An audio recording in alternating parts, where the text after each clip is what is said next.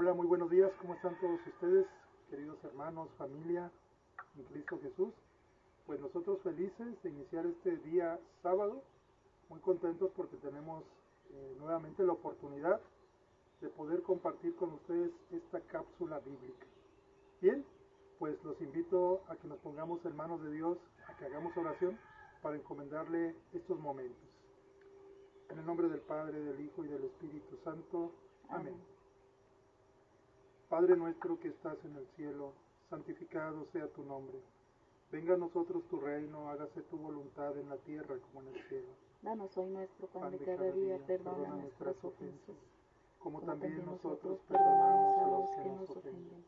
No nos dejes caer en la tentación y líbranos de todo mal. Amén. Dios te salve María, llena de gracia, el Señor es contigo, bendita eres entre todas las mujeres, y bendito el fruto de tu vientre, Jesús. Santa María, Madre de Dios y Madre nuestra, ruega, Señora, por nosotros los pecadores, ahora y en la hora de nuestra muerte. Amén. Gloria al Padre, al Hijo y al Espíritu Santo, como era en el principio, es hoy y siempre, por los siglos de los siglos. Amén.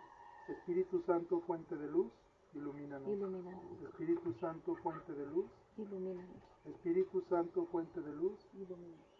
en el nombre del Padre, del Hijo y del Espíritu Santo. Amén.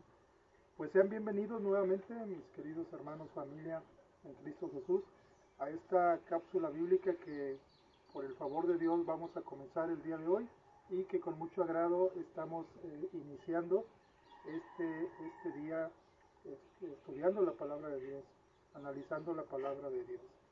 Y es que debemos dar gracias a Dios por todo, mis queridos hermanos, demos gracias a Dios por los alimentos, por el hogar, por la familia. Debemos también agradecer y celebrar que Dios nos haya dado su bendita palabra que nos alimenta, que nos guía. Y bueno, a propósito de celebrar, déjenme comentarles que bueno, nosotros en nuestra vida civil siempre estamos celebrando algo. Tenemos un día para cada cosa. Es así que tenemos el Día del Padre, que por cierto hace poco acaba de pasar. Tenemos el Día de la Madre, el Día del Niño. Y bueno, déjenme mencionarles que también tenemos el Día de la Biblia, pero no es solo un día, es todo un mes. Seguramente muchos de ustedes ya saben que la Iglesia Católica, nuestra iglesia, dedica un tiempo a la Sagrada Escritura.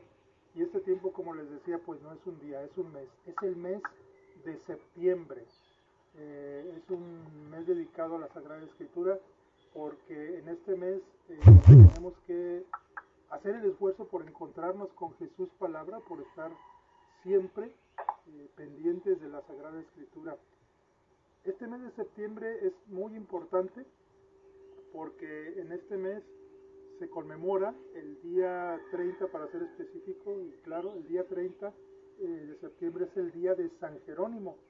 ¿Quién es San Jerónimo? Bueno, nada más y nada menos es el hombre, el santo ahora, San Jerónimo, que dedicó su vida al estudio y a la traducción de la Biblia al latín, porque originalmente la Sagrada Escritura no estaba en latín. ¿Por qué la tradujo al latín? Bueno, porque en aquellos años el latín era el idioma oficial del mundo, así como hoy lo es el inglés se habla en todas partes. Bueno, en aquel tiempo el latín era el idioma del mundo.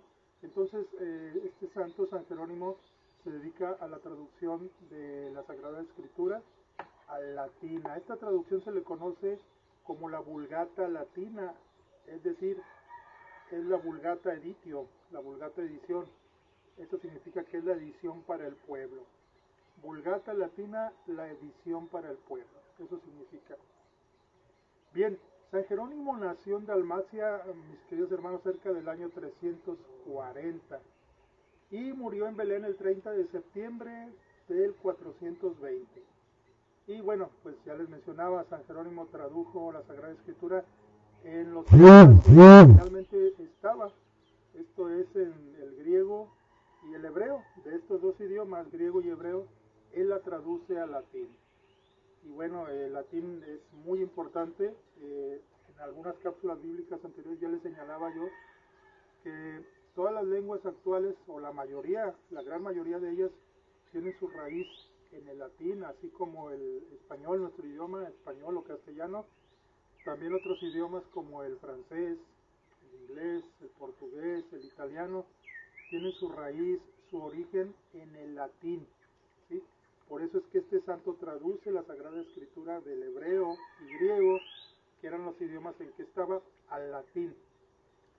¿Cuál es la intención de dedicar, mis queridos hermanos, un mes entero, el mes de septiembre, a la Sagrada Escritura? Bueno, la intención es que durante este mes se desarrollen en todas las comunidades cristianas y también en nuestras familias, pues algunas actividades que nos permitan acercarnos mejor y con más provecho a la palabra de Dios. Esa es la intención de tener este mes de la Biblia. Y así se celebra pues en distintos lugares y comunidades. Déjenme platicarles qué es lo que se hace, por ejemplo, en la comunidad, en nuestra comunidad.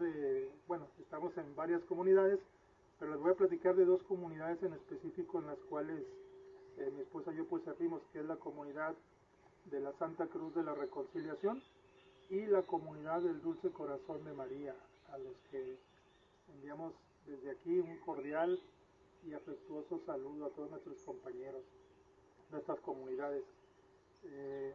Bien, ¿qué se hace?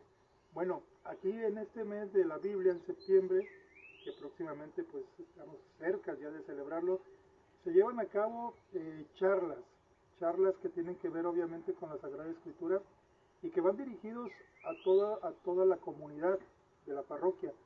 ¿Qué se hace? Bueno, el sacerdote invita predicadores, invita personas que quieran compartir un tema, y un predicador o una persona por día es la que se encarga de compartir el tema con la gente. ¿Qué más se hace? Bueno, en algunas otras comunidades también se tienen charlas introductorias a la Sagrada Escritura, con el fin de acercar a la gente a la palabra de Dios. Y así cada comunidad, cada parroquia pues tiene distintas actividades. Con nosotros, como ya les decía, pues es lo que se hace, se da un tema en específico, se invitan a personas o quizás elementos de la misma parroquia que ya participan en algunas actividades pastorales a que compartan estos temas. Y bueno, sí hay provecho, sí se tiene un provecho con respecto a estas pláticas. Después de esto, se procura en los próximos meses, después de septiembre, agosto, pues llevar a los barrios estas charlas que se compartieron en el templo, con el fin de que si alguien no pudo ir a este mes de la Biblia, bueno, pues vayamos los servidores hasta el barrio, hasta la colonia, y llevemos la palabra de Dios, llevemos los temas que se compartieron en el templo, para que si hay personas que por su condición física, incapacidades, etcétera, no pudieron asistir, bueno, vayamos nosotros y les llevemos la palabra de Dios hasta su casa. Se hacen pequeños círculos, digamos así, en cocheras, donde se improvisa un altar, se tiene la palabra de Dios, obviamente, se comparte un breve tema o un resumen de lo que ya se compartió en el templo, y de esta manera fomentar el amor hacia la palabra de Dios y también fomentar el que la gente pues abra su Sagrada Escritura, que la lea, que tenga ese encuentro con Jesús palabra. Por eso este mes de septiembre es tan importante para la Sagrada Escritura, para la comunidad del pueblo de Dios que somos todos nosotros. Miren, ¿qué dice el catecismo acerca de la Sagrada Escritura? Eso es como para motivar un poquito más acerca del por qué tenemos que leer la palabra de Dios. El catecismo de la Iglesia Católica en el numeral 131 nos dice lo siguiente: la Biblia es el alimento de la vida espiritual y todos los cristianos deben tener un fácil acceso a la Sagrada Escritura. Y es que ahorita es muy fácil tener una Biblia, ya lo decíamos la semana pasada cuando les hablaba yo acerca de la escritura, de cómo ha evolucionado, de los vitrales, recuerdan cómo se enseñaba al pueblo a través de los vitrales, porque no todo el mundo tenía escritura, palabra de Dios no tenía, y mucha gente no sabía leer. Bueno, ahora sí, en este tiempo todos podemos tener la Biblia, no una versión, sino varias versiones. Entonces, vuelvo a repetir lo que nos dice el numeral 131 de nuestro catecismo. La Biblia es el alimento espiritual y todos los cristianos deben tener un fácil acceso a la Sagrada Escritura. También en este mismo catecismo de la Iglesia Católica, pero ya en el numeral 132, nos dice lo siguiente: la Biblia es el alma de la teología, la predicación y la catequesis. Qué importante conocer esto, sobre todo los servidores que servimos en el templo, los que somos catequistas, predicadores, evangelizadores. Es bien importante que tengamos un buen, o por lo menos un básico conocimiento de la Sagrada Escritura, porque nos lo está diciendo el catecismo. La Biblia es el alma de la Sagrada, es el alma de la Escritura, perdón, es el alma de nuestras comunidades y tenemos que instruirnos. El predicador tiene que tener un buen conocimiento de la palabra de Dios para enriquecer sus prédicas. El catequista debe tener un buen conocimiento de la palabra de Dios también para poder llevar a los niños la palabra de Dios, claro que de acuerdo a la capacidad de ellos. Y así, todo servidor, toda persona que está trabajando en el reino de Dios, en algún grupo, en algún ministerio, pues tiene que tener este conocimiento de la Sagrada Escritura. Es el alma, la Sagrada Escritura, de todos estos ministerios. Vean qué palabras tan hermosas a este respecto nos dirige San Juan Pablo II, nuestro queridísimo Papa San Juan Pablo II. Con respecto a la Escritura, él decía lo siguiente al respecto de este mes de septiembre de la Biblia. Él decía: los católicos durante el mes de septiembre debemos dedicarlo a impulsar el conocimiento y la divulgación de los textos bíblicos con mayor énfasis, ya que quien se llame cristiano tiene que conocer la historia de la salvación y la palabra de Dios interpretada auténtica y fielmente por el magisterio de la Iglesia. Más claro, mis queridos hermanos, no se puede. El Papa nos dice que si nos decimos cristianos, que si somos católicos, tenemos que tener ese conocimiento de la historia de la salvación y de la palabra de Dios. Y bueno, este espacio va dedicado a eso. Nosotros ya tenemos algunas semanas estudiando la palabra de Dios, analizando cada uno de los libros, y pues vamos avanzando en ese análisis, en ese conocimiento, aunque breve, pero sin duda creo yo que es muy sustancioso. Y hablando ya de lo que es la palabra de Dios y cómo hemos ido avanzando nosotros en los libros, pues seguimos en el segundo bloque de lo que es los libros históricos en el Antiguo Testamento. Y bueno, pues vamos a avanzar. El siguiente libro que nos toca hoy compartir con ustedes es Primera de Samuel, porque son dos libros, Samuel 1 y Samuel 2. Hoy nos toca analizar, hoy nos toca ver lo que es el primer libro de Samuel. Ya la semana pasada nosotros veíamos y analizábamos lo que fue el libro de los jueces, estos hombres elegidos por Dios para liberar a su pueblo, para luchar contra los enemigos. Y ahora Samuel 1, bueno, déjenme decirle que los dos libros de Samuel 1 y 2 antiguamente se consideraban como una sola obra literaria. Samuel 1 y Samuel 2 eran una sola obra literaria, pero bueno, se dividieron o se separaron en dos secciones por cuestiones prácticas. Esto ocurre durante la traducción de la Biblia griega de los 70. Así quedó desde entonces la Septuaginta, llamada también así. Quedó en dos volúmenes, y esto, como les digo, pues por motivos prácticos. Les quiero compartir una posible organización literaria de estos dos libros, sobre todo tomando en cuenta los personajes del libro. Pueden ser los siguientes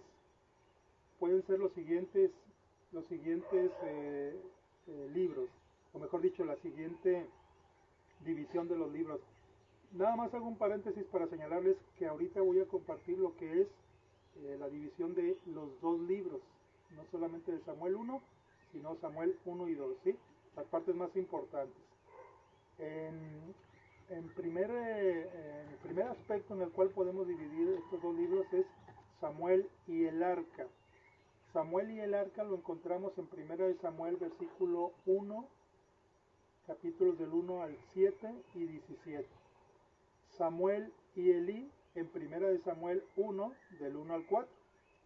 Después, el arca y Samuel en 1 de Samuel 4 al 7 y versículo 17. La segunda parte en la cual podemos dividir estos dos libros es Samuel y Saúl. Esto lo encontramos en 1 de Samuel, capítulo 8, versículos del 1 al 15 y 35. Dentro de esta segunda parte también está el nacimiento del reinado. Esto está en 1 de Samuel, capítulo 8, versículos del 1 al 12 y 25. Después, los comienzos del reinado de Saúl, en 1 de Samuel, capítulo 13, versículos del 1 al 15 y 35. Bien, la tercera parte es lo que corresponde a Saúl y David. Esto lo encontramos en 1 de Samuel 16, del 1 al 2 y 2 de Samuel, capítulo 1, versículo 27. Esta tercera parte de Saúl y David también se divide en tres secciones. David ungido rey en secreto en 1 de Samuel 16, del 1 al 13. Dos reyes coexisten, Saúl y David, en 1 de Samuel 16, 14 al 27 y 2.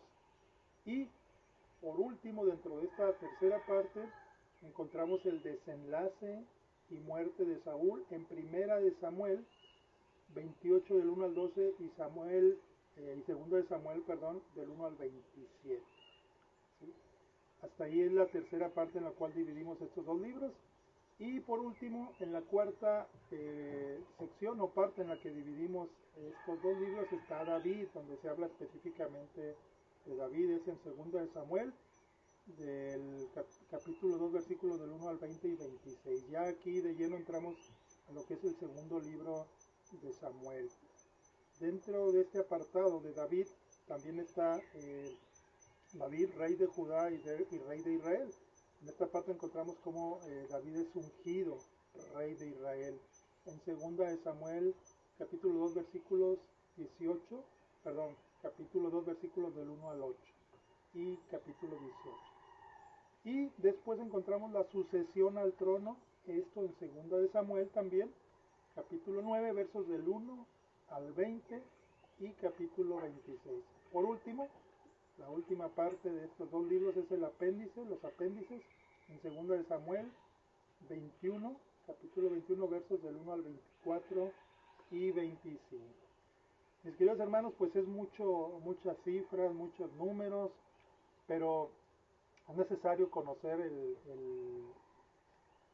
cómo podemos dividir el libro, cómo lo podemos separar. Una facilidad en cuanto al estudio, el análisis del libro.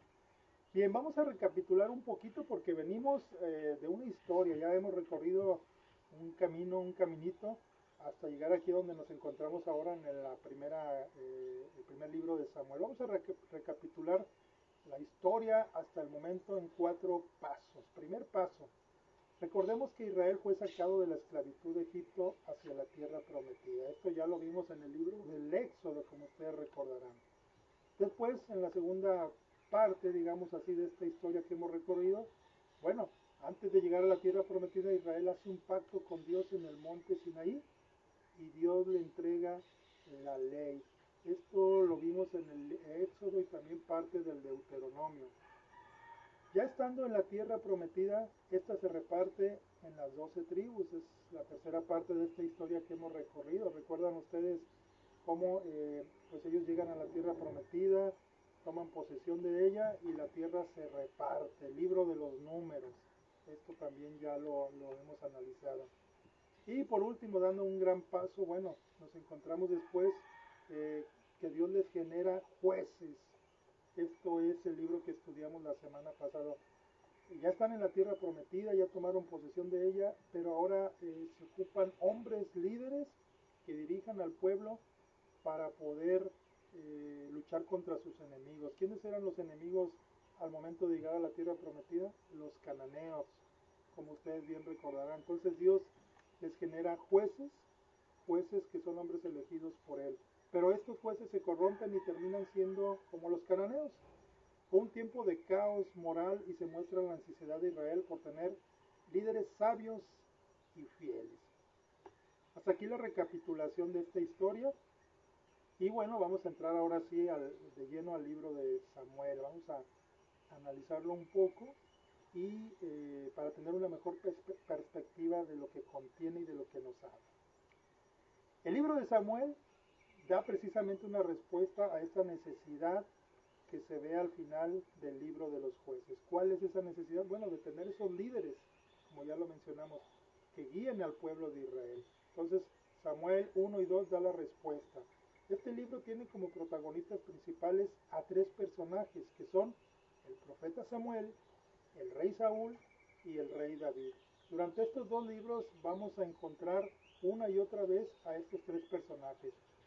Ellos hicieron que Israel pasara de ser una tribu gobernada por jueces, como ya lo vimos, a un reino, ya no una tribu, sino un reino unificado, gobernado por el rey David en Jerusalén. Bien, del capítulo 1 al 13 nos narra el caos del libro de los jueces. Se retoma un poquito en jueces, en Samuel 1 y 2, este caos de los jueces, al mismo tiempo que se nos narra la historia de una mujer llamada Ana, la cual se lamenta por no haber tenido hijos, en el capítulo del 1 al 3 de Primera de Samuel. ¿Sí? Bien, esta mujer, Ana, por gracia de Dios, tiene un hijo, porque ella clama y pide a Dios este hijo que se le había pues negado, clama a Dios, clama a Yahvé, y ella tiene un hijo.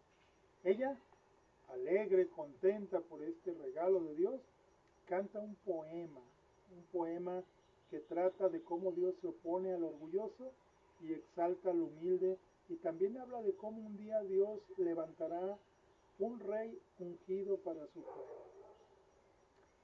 Es una historia maravillosa, léanla, deleítense, saboreen esta historia, porque créanme, es muy bonita. Seguramente que cuando ustedes vayan y la lean, se van a deleitar como lo hemos hecho todos los que ya lo hemos leído. Ya en los capítulos, el capítulo 4, se nos narra, entre otras cosas, capítulo 4, verso 4, cómo Samuel crece, se convierte en un gran profeta y líder para Israel, al mismo tiempo que los filisteos son el gran enemigo de Israel. Ya en esta parte de la historia ya no son los cananeos, ahora son los filisteos el gran enemigo de Israel. Y bueno, se libran continuas batallas con ellos. Israel pierde una gran batalla y el arca de la alianza es robada por los filisteos. ¿Sí? El arca de la alianza, que pues era la presencia de Dios en medio de su pueblo y que Dios se manifestaba ahí en el arca de la alianza y que los acompañó en ese peregrinar hacia la tierra prometida. Bueno, pues en esta batalla los filisteos la roban. Y bueno, Dios actúa a favor de Israel enviando plagas a los filisteos y ellos devuelven el arca de la alianza.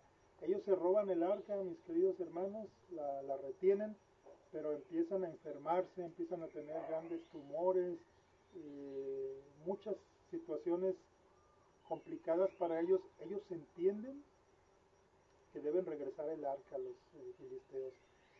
Los israelitas, entonces, ya en el capítulo 8 hasta el 10, los israelitas buscan a Samuel y le dicen: queremos un rey como las demás naciones.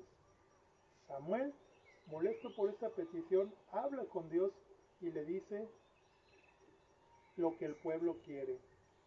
Dios le dice a Samuel: si quieren un rey, dáselos. Y así aparece el primer rey en la historia de Israel, y este rey es Saúl. Dicho sea de paso, Saúl termina por ser un personaje trágico. Vean una cuestión interesante aquí. Este pueblo de Israel, que como decimos comúnmente, pues va de tumbo en tumbo. Primero se les dan los jueces se corrompen, son un fracaso tremendo. Ahora se les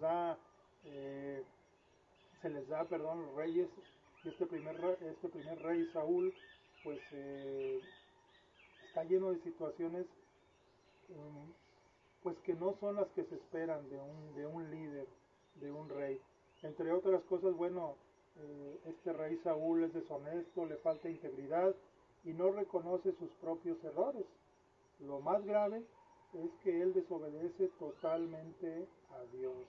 La desobediencia nuevamente presente dentro del pueblo de Israel y de sus líderes, como antiguamente o como en el libro anterior en los jueces. Bueno, este rey, este primer rey, también es deshonesto y desobedece a Dios. Ya en el capítulo 13 hasta el 15, Samuel le dice a Saúl que Dios quiere un rey que sea fiel y humilde a Dios.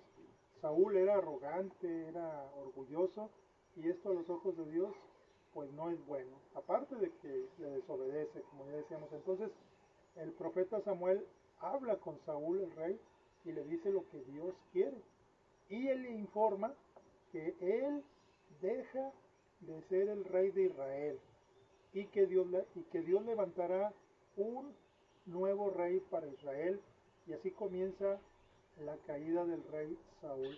Imagínense ustedes el contexto. Este rey Saúl, que como la escritura nos menciona que era orgulloso, deshonesto, desobediente, y que se sabía elegido por Dios, y que venga el profeta y le diga, ¿sabes qué? Desde este momento ya no eres el rey de Israel.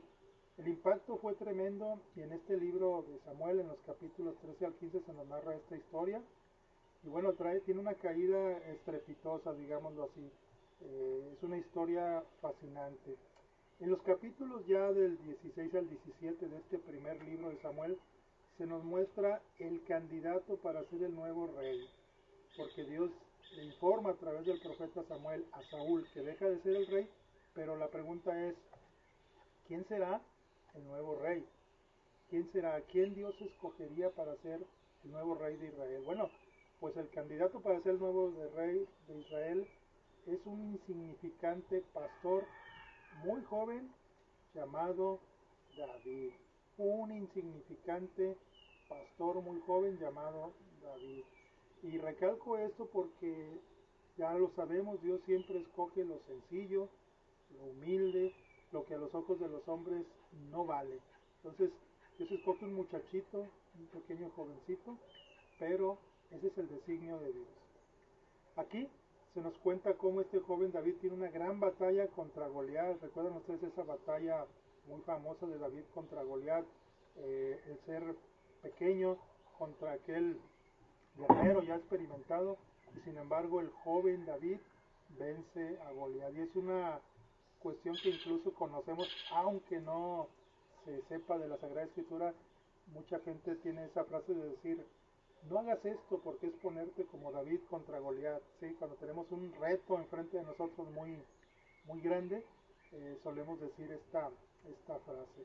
Bien, pues este David lucha contra Goliat, el filisteo, que es mucho más grande y experimentado que él, pero David confía totalmente en Dios, y por esto Dios lo elige. A diferencia de Saúl, David sí confía, tiene mucha confianza en Dios.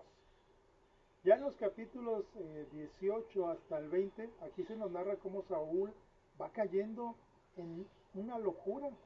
Se vuelve loco Saúl, se vuelve loco al mismo tiempo que David cada vez va ganando más y más batallas.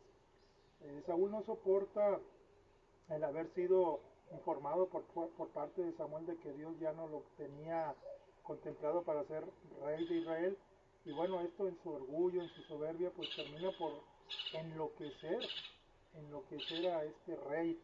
Incluso él hace cosas cada vez peores que desagradan más a Dios, como consultar a los muertos. Él pretende hablar con los muertos, y esto también es algo a los ojos de Dios muy mal visto. Más adelante se nos cuenta en este primer libro de Samuel cómo Saúl se pone celoso de David y trata de matarlo. David tiene varias oportunidades de matar a Saúl, pero no lo hace, mostrando así un gran carácter. David sigue confiando plenamente en Dios y en sus designios, y más adelante se nos cuenta la trágica muerte de Saúl después de perder una batalla con los filisteos. Este primer rey, Saúl, pues termina muy mal, se vuelve loco, quiere matar al rey David, el sucesor de su reinado, a quien Dios elige, y bueno, en una batalla termina por ser asesinado. Muere. De hecho, no es asesinado, él mismo se quita la vida, ¿sí? Él mismo se quita la vida. Entonces, como ustedes podrán ver en esta historia, pues el pecado engendra más pecado y así nos lleva hasta la muerte. Entonces tenemos que tener mucho cuidado en nuestra vida para procurar estar siempre en gracia de Dios, porque el pecado siempre producirá la muerte. En estas historias de Primera de Samuel se encierra una gran enseñanza, mis queridos hermanos. Por un lado, la historia de Saúl nos hace mucho reflexionar sobre este personaje y nos hace reflexionar sobre todo nuestra vida, ¿sí? Este Saúl, bueno, es desobediente, como ya dice la Sagrada Escritura, es orgulloso, no sabe reconocer sus errores y bueno, nos lleva al análisis en lo personal, qué tanto hemos sido obedientes a Dios nosotros, qué tanto hemos dejado a un lado el orgullo, la soberbia y qué tanto hemos confiado en Dios. Se reconocen aquí muchas calamidades de este hombre, pero también vuelvo a insistir, es para reflexión de cada uno de nosotros. Y cómo el mal pues solamente produce tristeza, muerte, pero ojo con esto, el mal no solamente cuando lo practicamos nos afecta a nosotros, sino que afecta también a todos los que nos rodean, ¿sí? Afecta a todos los que nos rodean. Y por otra parte, en este libro se nos presenta a David como signo de todo lo contrario, signo de paciencia, de confianza total y absoluta en Dios y sus designios. Nos enseña que a pesar de la maldad humana, Dios se opone al orgulloso y exalta siempre al humilde, tal como decía Ana en ese poema cuando le da gracias a Dios al darle a ese primer hijo, a ese hijo que tanto deseaba el profeta Samuel, ¿sí? Entonces, vean la enseñanza encerrada en este libro de Primera de Samuel. Por un lado, vuelvo a insistir, la conducta del rey Saúl, que nos narra la escritura, de orgullo, de soberbia, de desobediencia, y por otro lado, la historia de David, un rey agradable a los ojos de Dios, un rey que confía en Dios, volvemos a insistir, y un rey que es humilde y sencillo. Bien, mis queridos hermanos, hasta aquí la historia en lo que respecta al primer libro de Samuel. Hemos avanzado a pasos agigantados, hemos ido muy rápido, pero la intención es esa, que nosotros demos una introducción de cada uno de los libros, resaltemos las partes más importantes. La pregunta está en el aire. La historia continúa en el segundo libro de Samuel, Samuel 2. ¿Qué pasará? Ahora sí Israel tiene un rey de acuerdo a lo que Dios quiere y por fin va a llegar al éxito, va a tener, digamos, la aceptación de Dios este pueblo a través de este rey David, porque parece que ahora sí, por fin este pueblo va a comportarse como Dios quiere, porque tiene un rey que a los ojos de Dios, pues es lo que Él quiere, ¿no?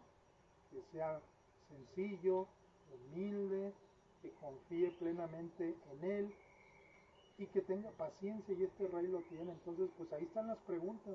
¿Qué pasará? ¿Llegará Israel por fin al éxito? En la segunda de Samuel encontramos las respuestas a estas y a muchas otras preguntas. Así que, mis queridos hermanos, familia, los invito a que no se las pierdan. Estos dos libros de Samuel 1 y Samuel 2, créanme, son fascinantes. Nos narran esta historia de David, de Samuel, sobre todo de David, que es un personaje importantísimo. David es un personaje importantísimo dentro de la historia de la salvación.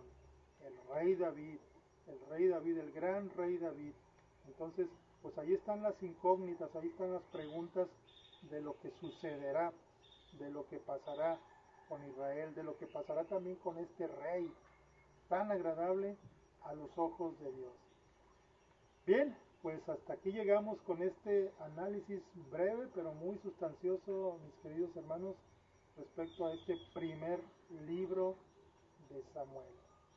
Yo los invito a que no falten la próxima ocasión, de que estén aquí con nosotros compartiendo estos momentos de análisis, de estudio de la Sagrada Escritura, y que nos dispongamos también, todavía falta algún tiempo, pero viene septiembre, el mes de la Biblia, y bueno, hagamos un propósito, el propósito de leer, de estudiar la palabra de Dios cada vez más.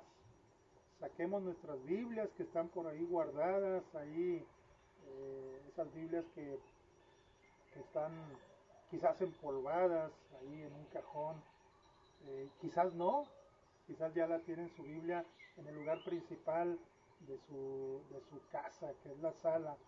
En medio de la sala debe estar la Sagrada Escritura abierta, como está esta Biblia abierta, y bueno, si nos fuera posible, pues ponerle ahí unas florecitas como signo de agradecimiento a Dios por estar en medio de nosotros a través de la Sagrada Escritura.